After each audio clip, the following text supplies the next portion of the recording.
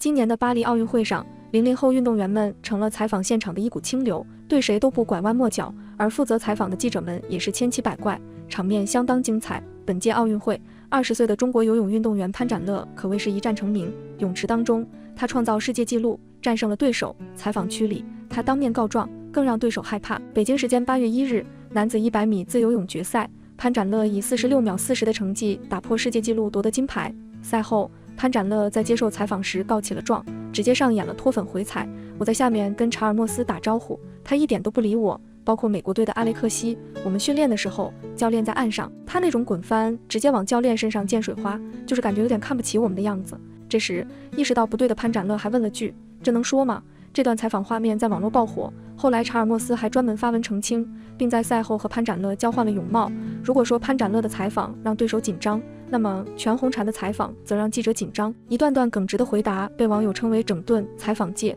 比赛结束后，全红婵遇到了一位记者的追问，问题直击心灵，大家都关注你飞得多高，但你真的不觉得累吗？这话让全红婵有些无奈，直接回应：谁不累呀？没想到到了2024年奥运会，赛后采访里竟然还能听到我考你，我教你这种带着爹味的问题。甚至有记者试图在采访现场给冠军上英语速成课，问起拿捏的英文怎么说，被全红婵礼貌但坚定地拒绝了。这样的采访方式真是让人哭笑不得，既尴尬又好笑。运动员们，特别是像全红婵这样性格单纯耿直的，他们平时训练环境封闭，接触外界少，面对这种突如其来的教学式提问，往往能给出最直接的回应，形成不少搞笑瞬间。有时候记者的提问过于教科书式，让运动员们摸不着头脑。比如问全红婵觉得自己性格如何，他甚至疑惑地反问谢哥：信哥是谁？这样的对话让人感受到运动员们的纯真与直接。而对于那些看似深奥实则空洞的问题，运动员们的实诚回答反而让问题显得更加滑稽。比如被问到最后一跳前的想法，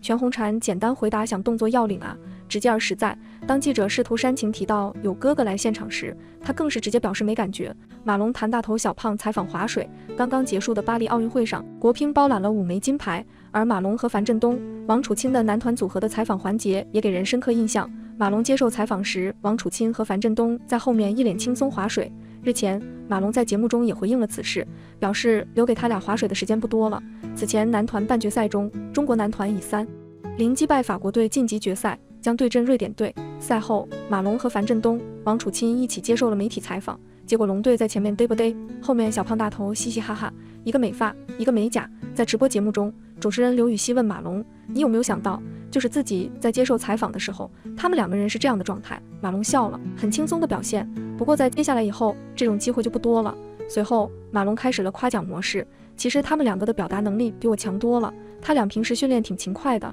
这方面犯懒。刘禹锡紧接着问道：“那你是从哪一年开始觉得自己要站到前面来讲话的？”马龙表示：“从许昕退役以后吧，因为许昕之前也挺爱发言的。”对此，网友们纷纷表示：“许昕还是太全面了，哈哈哈哈！”王冰冰遇到最淡的2个人，黄雨婷、盛礼豪接受采访时全程淡然。7月31日消息，据媒体报道，王冰冰采访了奥运冠军黄雨婷和盛礼豪，这2位冠军在采访过程中全程淡然。网友表示，这应该是王冰冰职业生涯遇到最淡的2个人了。在采访中，王冰冰提到了黄雨婷比赛时候佩戴的发卡，目前黄雨婷同款发卡已在电商平台上卖断货，非常火爆。据悉，在巴黎奥运会射击混合团体10米气步枪比赛中，中国组合黄雨婷、盛礼豪夺得首金。在黄雨婷夺冠之后，她佩戴的发卡上了热搜，消费者争相购买同款。义乌市场一位商户表示，黄雨婷同款白色发夹叫无痕夹，这种款式早些年就已在售卖，不过热度没这么高。这次一经奥运首金得主黄雨婷佩戴，一下子就成了大爆款，不少电商客户、批发商户来订货。每天问的最多的问题就是有现货吗？为了满足市场需求，相关工厂正在开足马力生产，仍然供不应求。确实，不是每位运动员都会老实回答那些让人摸不着头脑的问题。比如王楚钦，有记者问他复仇成功的秘诀，他直接以牙还牙，说那是因为他的反手没扛住我。马龙也是位采访界的梗王，有记者问他和波尔的语言水平，他居然开玩笑说：“我俩阿拉伯文还行。”这明显是在调侃，因为波尔是德国人，哪会阿拉伯文啊？这回答让人听了忍不住想笑。更有趣的是，记者还问马龙会不会为了某场比赛放弃所有，马龙直接回答 nothing， 这简单2个字既表明了态度，又带着点幽默感。孙颖莎面对不能透露的战术问题，也是游刃有余，直接用官方话术绕开。这种以毒乱回的技巧，也是采访中的一门艺术。至于那些过度娱乐化的提问，就像是在采访里加了太多调料，虽然可能吸引眼球，但往往失去了采访本身的意义。像潘展乐的那场直播采访，问题全是娱乐八卦，简直就像是在搜罗热搜话题，有效信息少之又少。这种本末倒置的采访方式虽然能带来短暂的流量，但长期来看，对运动员和观众都是一种伤害。整场直播最抓马的部分，就是主持人以帮冠军圆梦为噱头，把华少比作许愿池里的吉祥物，开始了一场看似为潘展乐送福利的戏码。主持人先是大肆渲染，说可以向圆梦大使华少提出愿望，比如想看哪场演唱会，这听起来就像是娱乐圈的惯用手段，把给明星的福利当作给奥运冠军的特别奖励。但他们可能没料到，20岁的潘展乐正值青春直率，没那么多弯弯绕绕，什么客套话、委婉拒绝，在他那里统统不适用。面对娱乐圈的诱惑，他直言不讳地说自己只想回家休息。这句话虽然简单，却像是对娱乐圈那种浮夸风气的一种温柔反击，让人感受到了一种清新脱俗的真实感。说到底，潘展乐的心声就是我只想回家好好放松一下。这句话简单直接，却充满了力量。这个世界真是充满了性缘脑。当娱乐圈的组 CP 热潮蔓延到体育界，特别是男女合作的运动项目，总是难以避免的遇到那些围绕关系的敏感提问。在孙颖莎全力拼搏的女单32强赛后采访中，话题却意外的被王楚钦占据了不少篇幅。更让人不解的是，在王楚钦比赛失利后，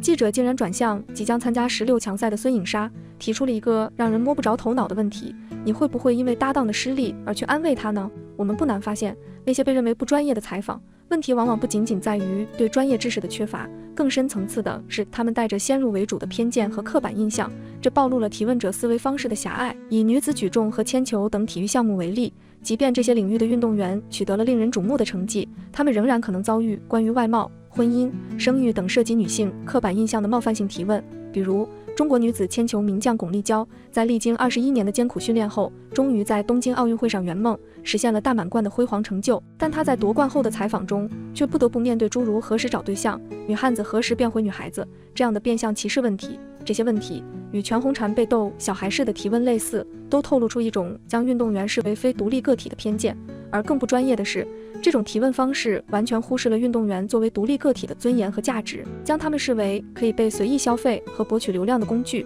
进一步观察，我们还会发现，有些采访甚至带有东亚传统打压教育的影子，提问者潜意识里将自己置于高高在上的位置，仿佛是在审判孩子的成绩，即便运动员取得了优异的成绩，也要在耳边不停地叮嘱戒骄戒躁。这种心态在巴黎奥运会上卫冕双金的全红婵身上也有所体现。面对她今天的激烈比赛，人们关注的不仅仅是她的表现，还有她是否能够在胜利面前保持谦逊和冷静。然而，这种关注方式往往忽略了运动员作为人的复杂性和多样性，以及他们在赛场上所付出的努力和汗水。